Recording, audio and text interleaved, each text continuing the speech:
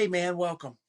Welcome into Tony Talking Trash About Music. Tonight we are going to kind of go into the outsider category, kind of go into that in a weird way. I'm talking about one Craig Vincent Smith. Very common name. A really good friend of mine's name's Craig Smith that we grew up with. That's probably the coolest Craig Smith. But other than that, I'm talking about Maitreya Satya Sai Maitreya Kali, born in Los Angeles and died in Los Angeles at age 66 in March 2012. We're talking about a guy who began playing, lucky enough to get in and play with on the Andy Williams show. And you're talking that kind of person. I mean, I think they essentially took the band that he was in, essentially took over for the new Christy Minstrels when they did it. I want to talk to you guys a little bit about something. You probably got to notice that my tooth, you guys had probably seen that. Anybody who watches this channel can see that my tooth got chipped. And so if it looks a little weird, I've got a temp there and they're going to be fixing it for good here next week. I don't know how many times you've probably seen it chipped, but it kept chipping and get fixed, kept chipping and get it fixed. Chronic. Anyway, Smith was a songwriter when he was young, and incidentally wrote songs with Glenn Campbell. The Monkees even did a song called Salesman from him, and Andy Williams did a holiday song that was called Holly that was really, really good. But essentially what happened to Craig was he slowly drifted away. He had a TV opportunity, and we'll talk about that. But generally, this is a tale of somebody who followed the infamous hippie trail, the one I think we talked about that Todd rode his motorbike through and things.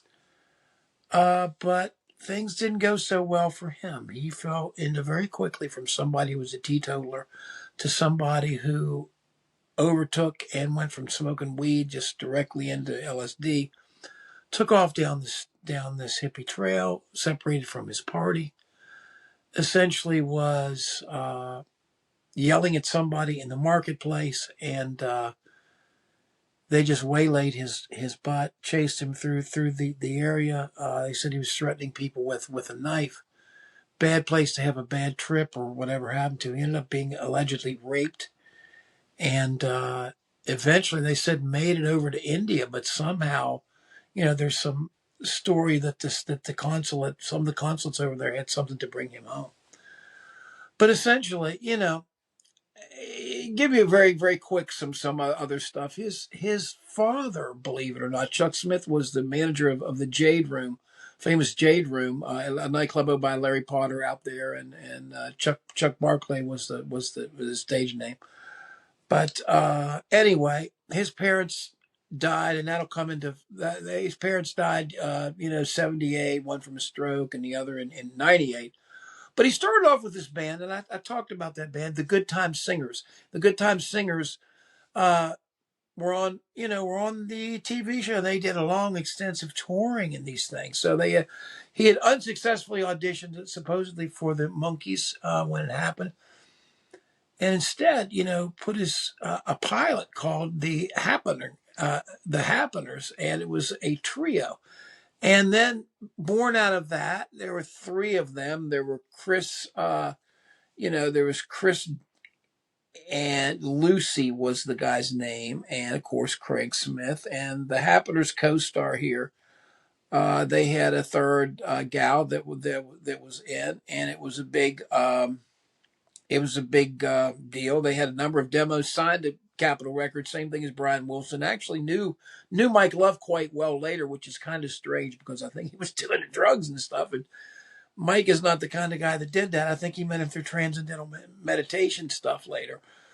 Was hanging out with him, but as you'll see later, he's quite the name dropper here. And Chris and Craig used the top studio people to take Carol Kay and these things. So they had a couple singles. They had a singles. Then they moved into something called the Penny Arcade. The Penny Arcade was Michael Nesmith, his connection with the Monkees. He did Salesman, which was essentially, he said, written about a drug thing. But he did that. And essentially, what was so bizarre is he was listed as co-producer to Bob Thiel, the guy responsible in Impulse and all that stuff.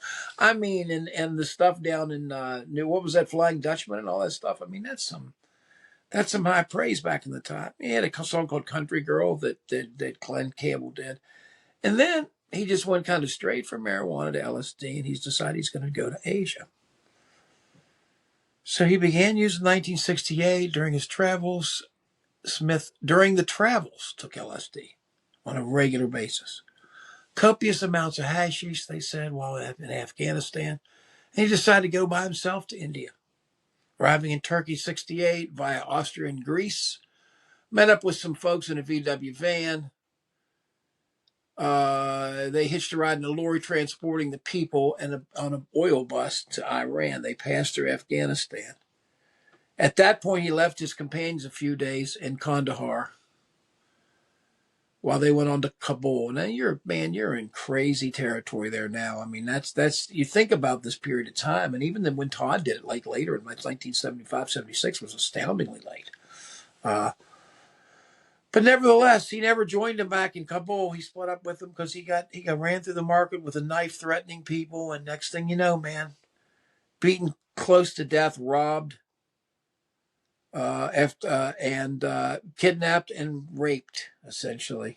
And he never recovered from that. He came back and was a different person. Obviously, it's a combination of probably the harsh circumstances and then the drugs.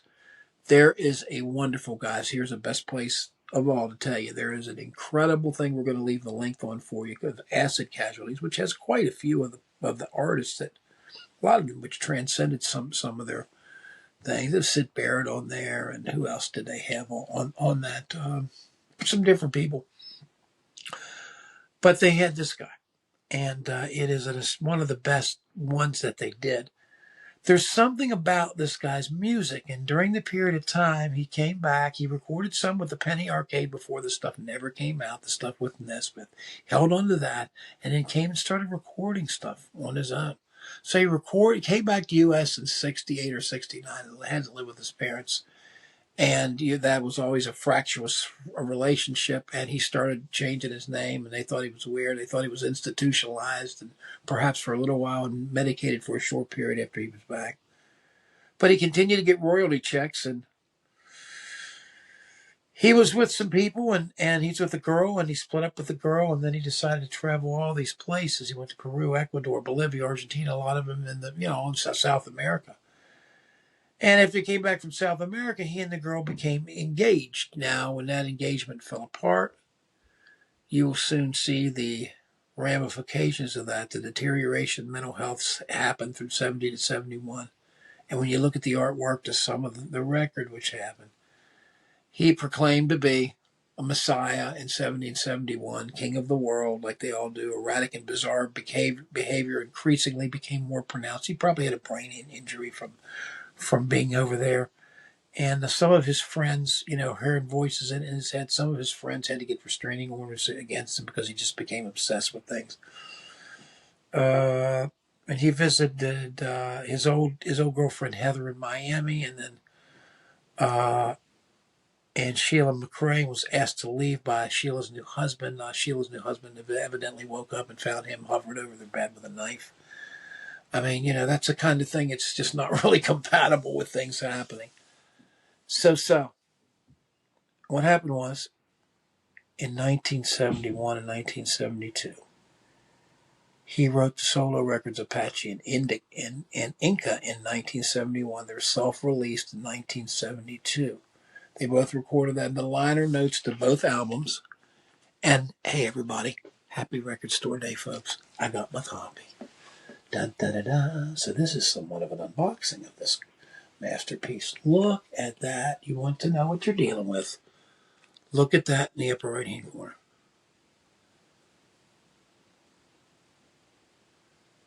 It's just the beginning, folks. These records were sold on the street in this wonderful package that I'm opening up now.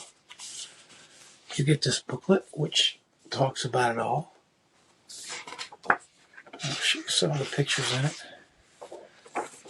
Here's the stuff from the start. Here's the picture of him being arrested, and I'll explain about that soon as we go through this, until we get through these records. The liner notes are astonishing.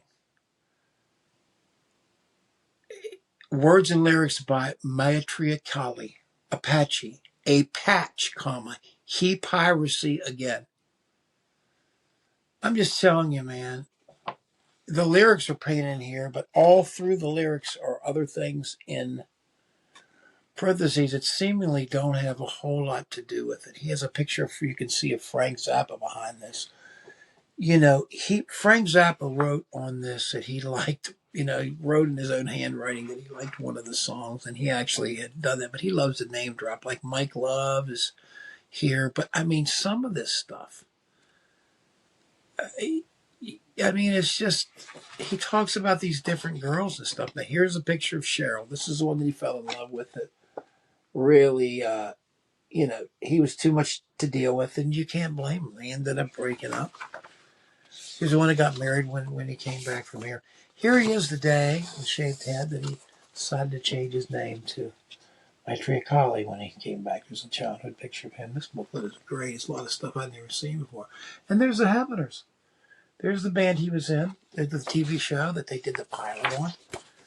And it was supposed to happen, and it did not. You know, Savannah Jordan was the name of the other gal, and she ended up seeing him later after the decline here. But if you see the Good Time Singers, there's a picture of the Good Time Singers. There's one that took, you know, a dude with the Andy Williams that I was telling you about that he was writing in. And he's second. He's just to the right of the guy in the middle. So, but yeah, smiling and laughing.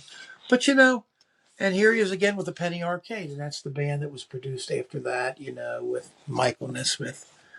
But then it talks about when he ended up coming back. And when he ended up coming back, things were a little strange. This, I think, is 1967. This may have been before he left, and that just shows you, you know, the type of dude that he was. He did his own stuff. Here's some of the artwork that you'll see in just a second. Some pictures of him on his travels. And yeah, there's a haunting end of Inca. This is inside this book. Now, this is in addition to what you have. Let me show you what else you get here. This is one of the most bizarre inserts I've ever seen. I think it was probably with it. Here we go. Apache Renaissance is the back of this. Let me read you just so you get a taste of this. War Bonnet is the heading. Apache in me, crying was the Bud Kingdom, folkloring in America. Da, I wash my war. Claire, light, all share. To beat the paradise, Akasha, Ik Buddha is bow, King A Trevor, tush but it pill aspirin, LSD Jesus Christ Zeus, astral ass as to sit to eat, troll, wizard me, meditate, eat, me, it, zen, end. If you don't believe me, if you think I just made that up, gibberish, there it is, man. See it for yourself. It's just the start of it. The entire thing is full of this stuff. Sex is Taka. Drew, JC, I love her forever and ever. King of Happy, Hunting. How corny, sex, love, equation of ignorance, samurai, nose ring, satya tattoo, kill queer, sword, razor shape, long hair, beard, earrings. There's that one. This is some of the wildest shit you've ever. I'm just telling you, man. This guy rapidly lost touch. But what is so unbelievable? And let me show you the rest of this package. You get that insert. You get that other insert. You get an extra 45 that he made for the girl that broke his heart only. And she shared it with the guy with this package, and it had never been seen before. I haven't heard this, but I have certainly heard the others. Here's Apache. Take a look at that sucker, man. You think of some out there artwork. Look at this.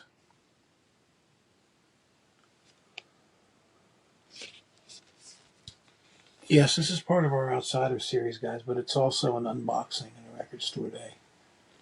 Now, it says tribute to Jimi Hendrix. There's only 500 of these. It's not that expensive.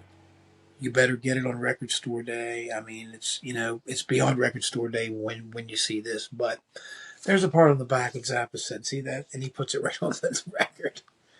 I mean, just, hey, Sun, Christian, Rama, and Rama, Moon. All right, and you get the other record, Inca, the even crazier front artwork with all the writing all over it, referring to stuff that's the frog on the front. Rocket is Figs, Peru, 1980. This album is Peace. Talks about all the places these places are done. Holly and Cheryl are classics. Andy Williams. Satanism is to end. Charles Manson. So I guess he knew Manson through Dennis. I don't know. He was, they were trying to get Brian. He was going to send something. That's one of reading the booklet. But you guys got to get this, man. He knew everybody. I mean, he was a player in the old days, and just this is a wild acid catcher. Look at the picture of him there with the teeth there in the back. That's wild. And then in the front, look how he talks. He drops John Lennon's name and then drops Neil Young's name. Writes all over this thing in the front about the frog, male-female marriage up there in the cover. This is when he was upset, I think, that the girl had left him or something. I think they say he burned the windows. Anyway, at this record, these records came out, okay? That's what you get. You get these two records, you get this thing, and you get this beautiful package. And you get that 45, guys, and I'm just telling you, this will definitely increase in value. A copy of this, there's a guy at the end of this that I'll talk about here, but there is a guy that at the end of this, which we will leave a link about also in the credits, who really liked the music of this guy a lot and found out about it. It's about as rare as hen's teeth out there. You look at this. This is like almost like the Zod stuff from the bookstore out there. Really hard stuff to find. Psychedelic, really whacked out like Charlie Tweedle. But that's the impression you get. But this music is not scattered at all. It is together. And you can tell the difference between some of the later and some of the earlier stuff. Does it sound more fragmented? I don't know if fragmented is the word, but the interesting thing is he tended to use reverb and stuff more in the later things, like the Sampan Boat thing, that take me away. And when he talks about the lyrics in this booklet, it's just beyond belief. I mean, basically, here's what it is. Mike Stax is a guy that essentially, at some point, Craig, desperate, coming to grips, becomes homeless, turns his family, comes back, some kind of altercation, attacks his mother, goes to prison for it.